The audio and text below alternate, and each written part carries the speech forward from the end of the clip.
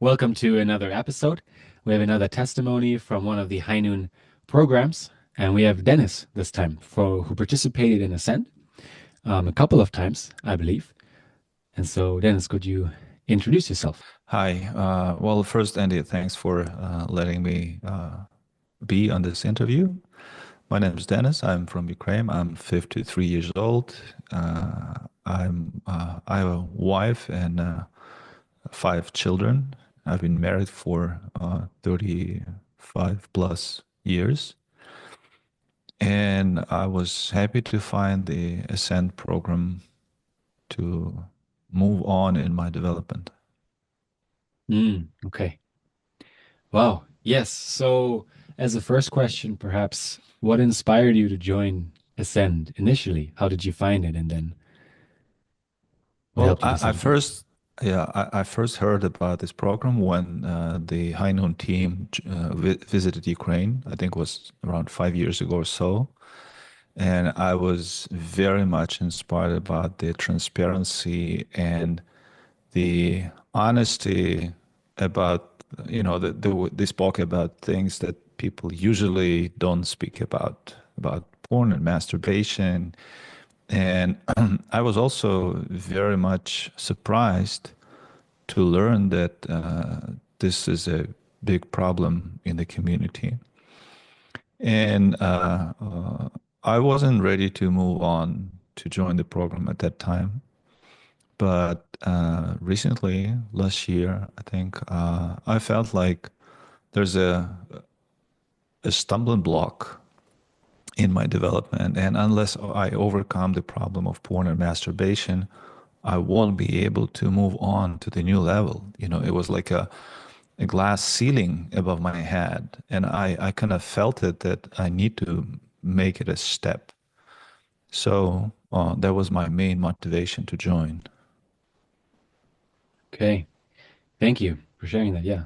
I know that you were in Pierre's group twice, or were there other groups as well? Shout out to Pierre in this group here. The first program, it was Steve, Mhm. and Pierre was my mentor. And then the second time, it was Pierre's group. Okay. How was the beginning of when you decided to join the program and then you got to be part of a group and have a mentor? How was that experience for you? Yeah, I had a very interesting experience when when joining the program. I kind of realized that at this point, I mean, if I join or when I join, my problem becomes uh, revealed to the world. And there's something. I think many of us have this thing, there's deep inside, which we know that it bothers us, and it kind of, hangs on our shoulders, with this guilt and shame. But we don't want to reveal it to anyone. We don't want anyone to know. And in this kind of state, this problem is not solvable. I mean, we try to solve it by ourselves. We try to come up clean and victorious and show ourselves to the world as we're so great. But actually, this problem kind of lingers, and it crawls behind us and anchors us to the past and doesn't let us develop. So when I was joining the group, I realized that this problem is not going to be hidden anymore. And at some point, I was kind of anxious. Am I ready to really reveal it to the public? Am I ready to speak openly about it? And then through some contemplation, I realized, yes, I am. So I made this kind of internal decision, uh, resolution, and from that time on, I felt an incredible lightness and you know energy to move on. And it was even before the program started, actually. So when I joined the program, I was kind of, a transformed guy. I mean, partially. So, yeah, then the program was kind of fixing the state, making it solid and I hope irreversible. So, yeah, it was a big help. But I think that the kind of decision that was, that I made inside was a key point. Mm. Yeah, that's amazing. It sounds like that internal process that you went through even before joining the group, getting to the point of being ready to be part of the group, that already was a first stage of transformation for you. Yeah, yeah, true. Yeah, cool. Yes.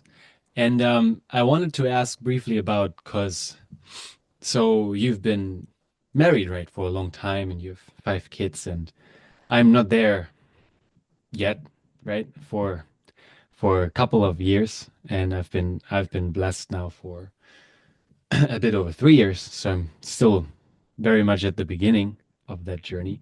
And I can imagine that that perhaps was a initial challenge for joining. You mentioned there's this, am I ready to share publicly, and we want to present ourselves well in in public. Was it a challenge to join at this stage of your life? Right.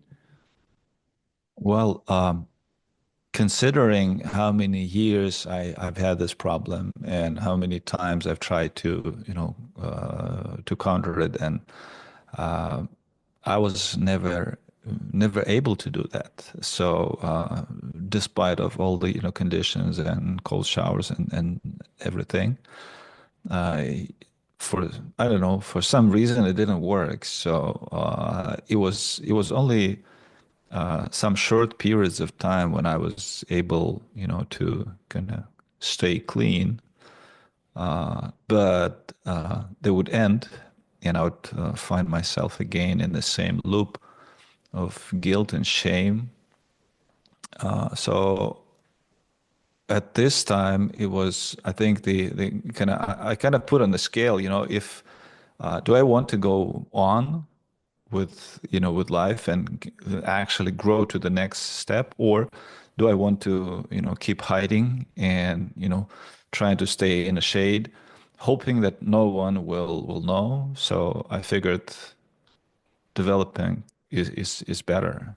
So there's no more meaning to, no more sense to hide. I mean, there was never actually, sense to hide, but just internally, emotionally, I wasn't ready, probably not mature enough to admit, to kind of recognize, and to, deal with it. Okay. Yes. Thank you for sharing that. So, yes, it sounds like there was a lot of, you tried a lot of things already up until the time that you met Hainun. And then there was this inner decision-making process to join Hainun, which was already part of part of the growth.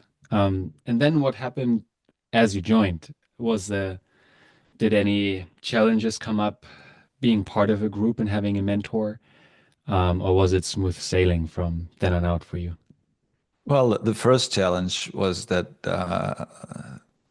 for some reason the group wasn't forming for quite a long time. I think it was about a few weeks or something, probably because of the schedule, the time difference, the time zones, and so on. So we ended up working with Steve in a one-on-one group. It was just me and him because there was Mm. another participant and he couldn't make it. So we couldn't find the joint schedule. So Steve had to do two group meetings, one with me, Mm. one with the other guy. But other than that, I don't think there was any kind of stumbling blocks. It was mostly, inspirations with each time we met. Mm. Yeah, pure inspiration, a lot of deep thought work and reflection. So I didn't experience challenges actually regarding the program. I remember I had one episode where I felt like, I was on a brink of relapse. I had a very stressful situation. So, and I felt like, the thing's gonna, this dark power is about to overtake me. So I contacted my mentor, and I shared that I'm right now, I'm going through this kind of crisis, emotional and so on. And I feel like this is exactly the situation that they used to trigger me before. And I received the support from my mentor, and the situation was resolved. So the relapse didn't happen, and I was so happy that, I could go through that episode holding on and, keeping clean. So yeah, that was basically, yeah, my experience. Yeah, thank you for sharing that. Yeah, was that, would you say, a turning point in your growth? That moment of realizing there was a lot of stressors that were known to you that occurred sometimes in life, and then you mentioned this dark force kind of made itself feelable, present again, but this time you were able to reach out to a mentor and talk with somebody about it and approach it from a different angle. Yeah, this is actually, I think this is one of the amazing features of the program is that uh, I was able to share and speak of this problem and all that surrounds us, all the feelings, all the again shame and guilt and everything, and uh, all those moments I could share openly without expecting a blame or without expecting a lecture or without expecting kind of being looked down upon. So this was a completely friendly and open environment. And this was a tremendous help to actually, be able to express myself. And, I felt like I was probably for the first time in my life, I was able to speak about those things openly with someone who understands, who actually probably has gone through this similar experience or is experiencing those problems at the moment. And I could find understanding. So this was a very important and very helpful in this program. And I think this was my biggest discovery and the biggest turning point, being able to share and just let it out, not to hide it anymore, but just let it out and discuss and address, so this was, I think, the most powerful thing in the program. Mhm. Mhm. Yeah. Thank you for sharing that. I mean, that's such a major point also for the people listening that is such a big turning point for was for you, right? And then for many people where the feeling changes of, oh, it's not something that I need to hide all the time anymore, or I am not unlovable because of this, but I can actually talk to somebody and I am still loved.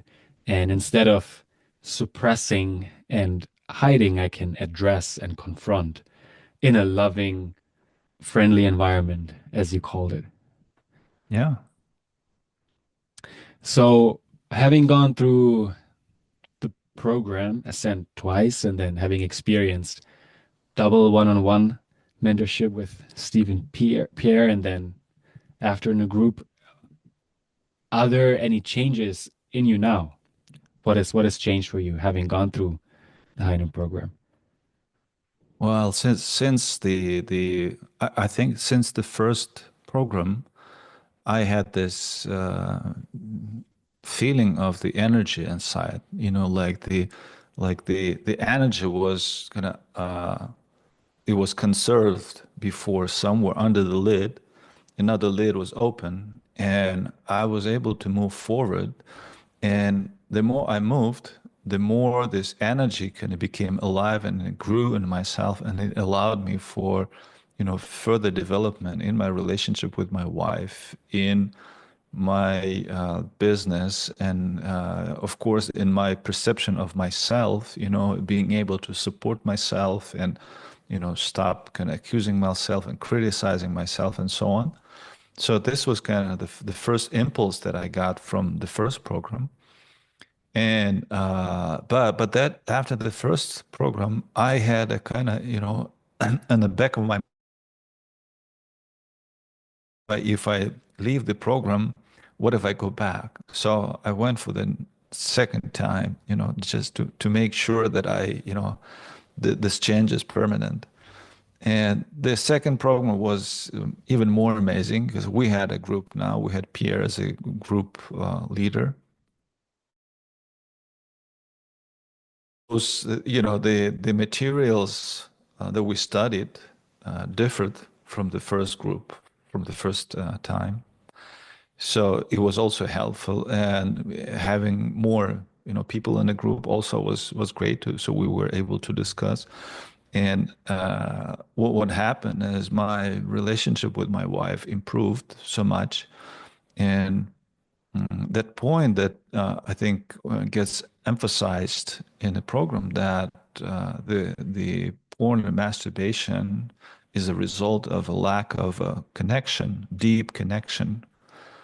I think it was, for me, it was such a profound realization. And I actually worked through the program on establishing that connection and deepening my connection, and it actually helped. I mean, I think there was the right focus for me, and by developing this connection, I I was able to kind of, you know, deal with the problem and overcome it. So this is the where I'm now is what, about 10 months, 9 months clean, and kind of feeling no desire to go back, and no impulses for any relapse and so on. And I hope it stays this way. We agreed that I'm not in a group now, but we agreed with Pierre that if I ever experience anything, any kind of emergency, that I can contact him and we can work it out. So this gives me a feeling of, being support. So this is an incredible feeling of, being confident and moving confidently forward without, any fear of a relapse or any kind of insecurity. Yeah. Hey guys, this episode is brought to you by ourselves because we're a nonprofit and we don't sell you anything. But our core program, which is totally free, is a program that's designed for single people that want to get married eventually, someday, want to figure out what marriage is to you, what the blessing is to you, and make preparations to get there. Then check it out at highnoon.org. You can join CORE and you can look at a bunch of the testimonies there on the webpage if you're interested to hear real stories of people that were single and are now happily married. So check it out at highnoon.org. I'll see you there. Yeah, thank you for sharing. It really speaks to a big misunderstanding, I think, that many people have in the area of healing and addiction, it's that healing means suppressing, learning how to suppress and avoid anything that triggers us in the remotest way.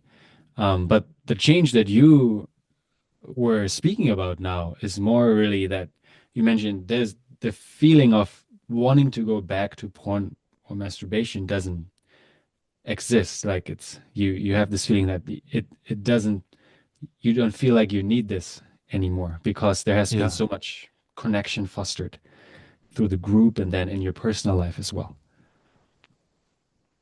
Yeah, true. And this, it gives me another kind of proof that when we don't know the root cause of the problem, we usually try to address the symptoms, and porn and masturbation is a kind of resulting behavior, which is, impossible to get rid of unless you address the cause, the root cause.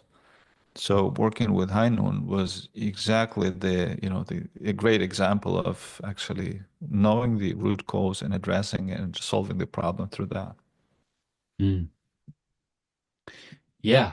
Is there something you want to add to that point of did that look addressing the root cause, did that look like for you mainly focusing on connection to other brothers in a support group, or you mentioned your relationship with your wife improved over the course of the program as well? What did that look like for you?